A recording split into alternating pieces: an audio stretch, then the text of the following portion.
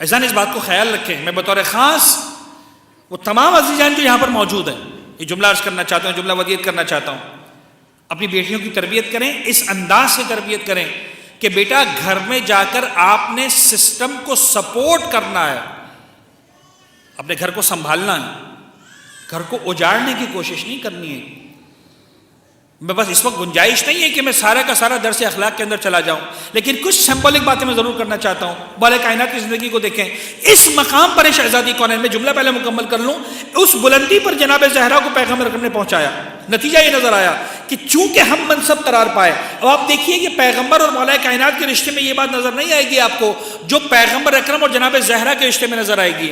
ادھر پیغمبر اکرم تشریف لاتے ہیں، کسی بھی کتاب کو اٹھا کر دیکھیں، سیرت جناب زہرا پر جو لکھی گئی ہو، ادھر پیغمبر تشریف لاتے ہیں، جناب زہرا اپنے مقام سے کھڑی ہوتی ہیں، پیغمبر کا استقبال کرتی ہیں، جناب زہرا تشریف لاتی ہیں، پیغمبر اپنے مقام سے کھڑے ہوتے ہیں، جناب زہرا کا استقبال کرتی ہیں۔ مولا کائنات میں آپ کو یہ ون سائیڈڈ نظر آئے گا، ٹو سائیڈڈ نظر نہیں آئے گا۔ جب بھی پیغمبر تشریف لائیں گے مولا کائنات کھڑے ہو کر استقبال کریں گے، مولا کائنات جائیں گے، ضروری نہیں ہے کہ پیغمبر اکرم کھڑے ہو کر استقبال کریں۔ یہ پیغمبر اور جناب فاطمہ زہرا کا استقبال ایک دوسرے کے لیے کھڑے ہونا اور کھڑے ہو کر پروٹوکول دینا، پورے عالم اسلام میں کسی عالم نے، کسی مرجع نے، کسی مفتی نے نہیں لکھا کہ یہ باپ اور بیٹی کا احترام ہے۔ اگر ہوتا تو آج سارا میں اسلام کا متفقہ فیصلہ ہوتا کہ بیٹی کے احترام میں کھڑا ہونا سنت رسول ہے، بیٹی کے احترام میں کھڑا ہونا سنت رسول نہیں ہے، فاطمہ زہرا کے احترام میں کھڑا ہونا سنت رسول ہے۔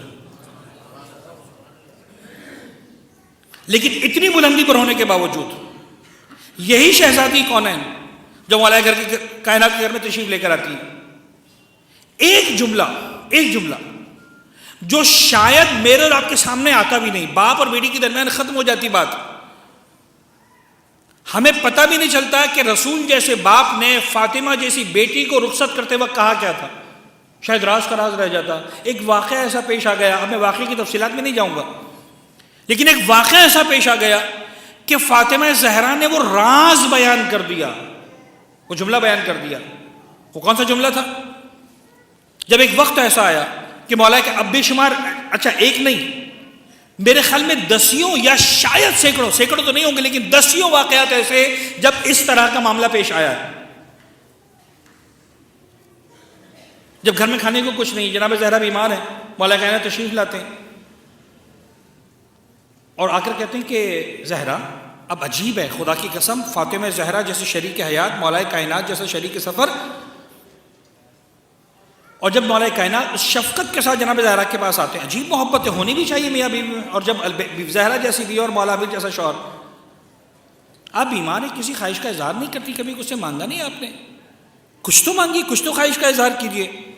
اور اس وقت زہرا نے اس راز پر سے پردہ اٹھایا، کہا یا علی مجھے اجازت نہیں میرے بابا کی طرف سے، میں اپنے الفاظ میں بات کو بیان کر رہا ہوں، مجھے اجازت نہیں میرے بابا کی طرف سے کہ میں آپ کے سامنے کسی خواہش کا اظہار کروں۔ میرے بابا نے جب مجھے رخصت کیا تھا تو یہ کہہ کر رخصت کیا تھا کہ بیٹی میں تجھے اس انسان کے گھر بھیج رہا ہوں جو کائنات کا پروردگار کی طرف سے اعلیٰ ترین انسان ہے، لیکن یاد رکھنا وہ علی صاحب دولت اور صاحب ثروت نہیں ہے، کبھی علی کے سامنے کسی خواہش کا اظہار نہ کرنا، ایسا نہ ہو علی تیری خواہش کو پورا نہ کر سکے، علی کا دل ٹوٹ گیا۔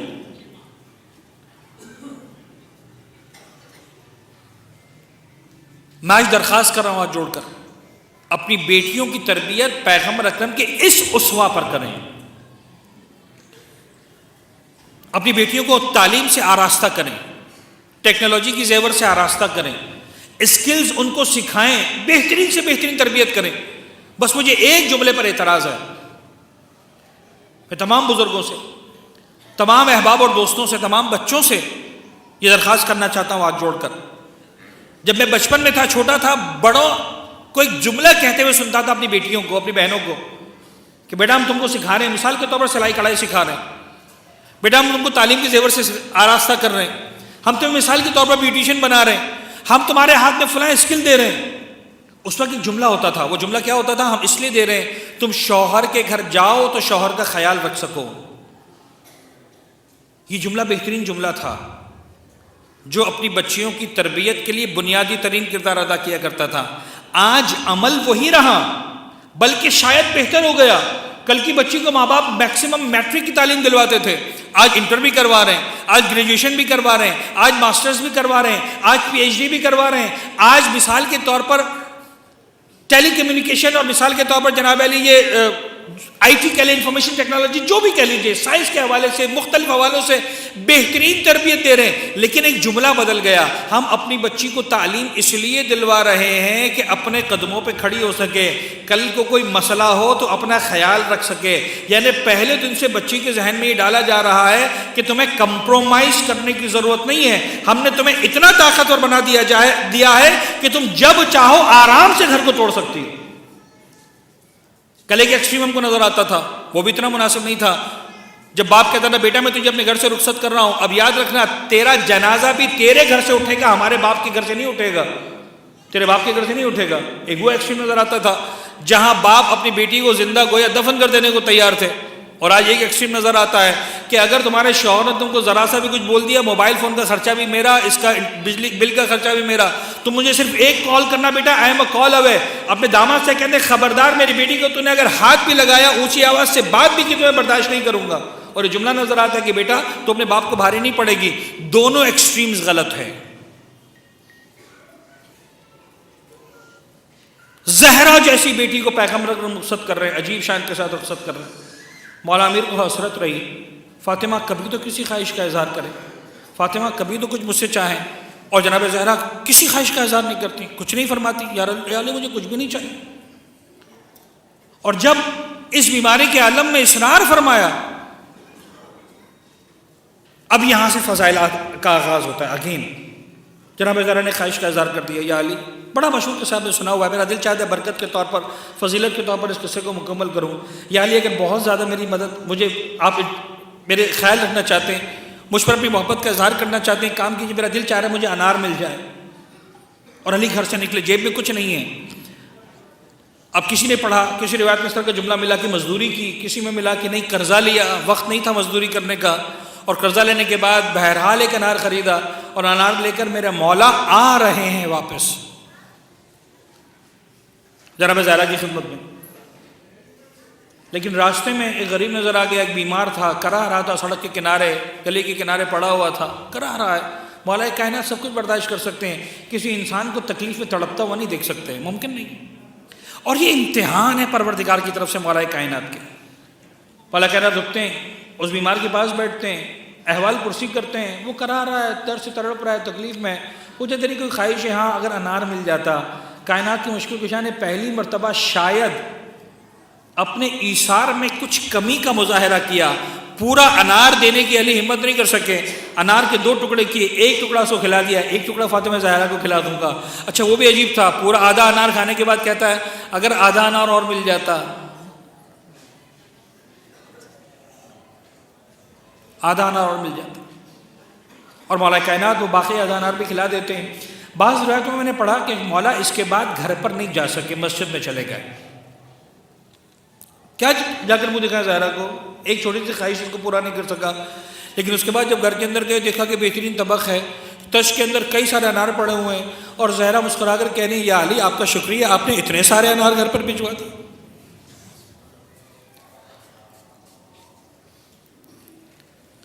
ایک مرتبہ نہیں، کئی مرتبہ، یعنی بہار انوار جب میں پڑھتا ہوں اذان گرامی ان مجالس میں آنے کے لیے اتنے واقعات نظر آتے ہیں.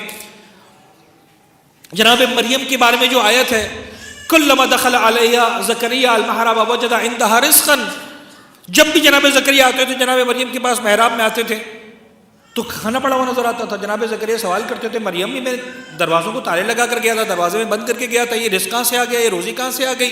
اور جناب مریم ایک ہی جملہ ارشاد فرمایا کرتی تھی، ھذا من عند اللہ، یہ رب العزت کے پاس سے آیا ہے، پروردگار کے پاس سے آیا ہے. یرزق من یشاء بغیر حساب، خدا جس کو بھی چاہتا ہے بغیر حساب کے رزق دیا کرتا ہے.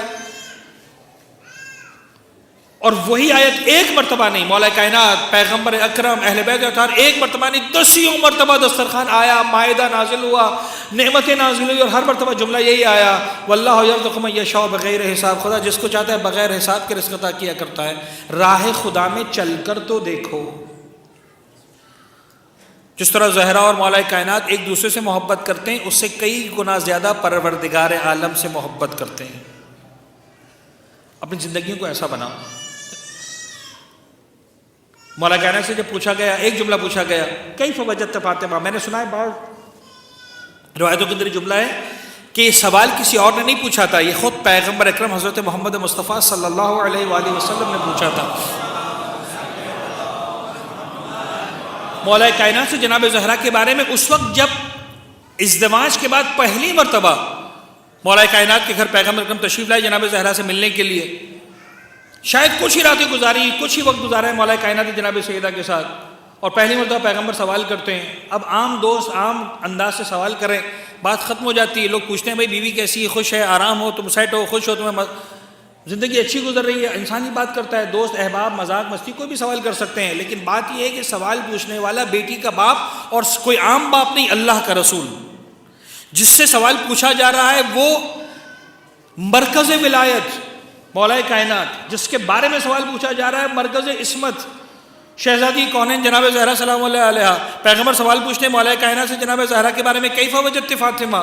اب جو علی الفاظ بیان کریں گے، خدا کی قسم جناب زہرا کو مختصر ترین الفاظ میں علی سے زیادہ بہتر کوئی ڈیفائن کر ہی نہیں سکتا تھا۔ سب سے بڑی فضیلت یہ ہے جو مولا کائنات جناب زہرا کے بارے میں ارشاد فرماتے ہیں یا رسول اللہ نعم العون علی طاعت اللہ یا علی عبادت اللہ، میں نے فاطمہ زہرا کو اللہ کی عبادت یا اللہ کی اطاعت کرنے کے لیے بہترین مددگار پایا۔